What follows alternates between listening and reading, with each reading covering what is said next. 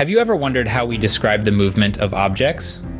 Well, it's all about motion, the change in position of an object with respect to a reference point over time. Motion is a fundamental concept in the world of physics, and it's something we encounter in our daily lives, from the movement of a car along a road to the rotation of the Earth around the Sun. To understand motion, it's crucial to understand three key elements: displacement, velocity, and acceleration. Displacement is simply the change in position of an object from its initial to its final point.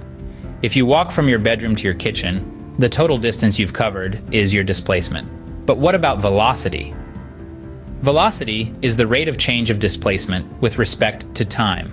Think of it as how fast an object changes its position. If you were to run the same path from your bedroom to your kitchen, you'd likely have a higher velocity than if you were walking. Now let's turn to acceleration. This is the rate of change of velocity with respect to time. Imagine you're in a car that starts to speed up. That increase in speed is acceleration. If the car slows down, that's also acceleration, but in the opposite direction.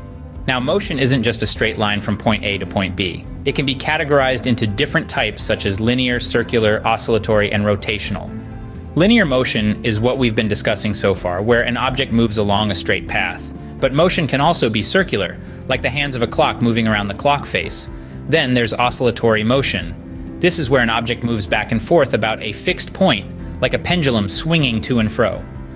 Lastly, we have rotational motion. This is where an object rotates around a fixed axis, like a spinning top.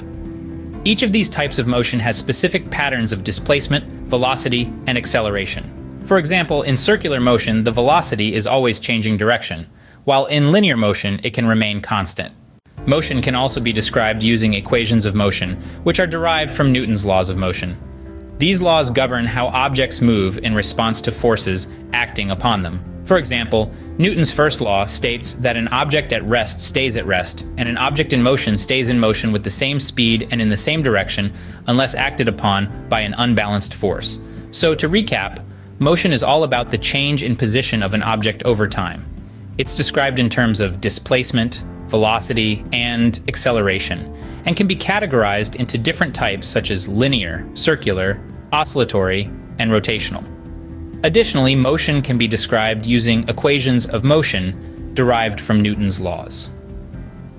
Understanding the nature of motion allows us to predict how objects will move, which is fundamental in many areas of science and engineering. It's a fascinating topic that gives us insights into the very nature of the universe we live in.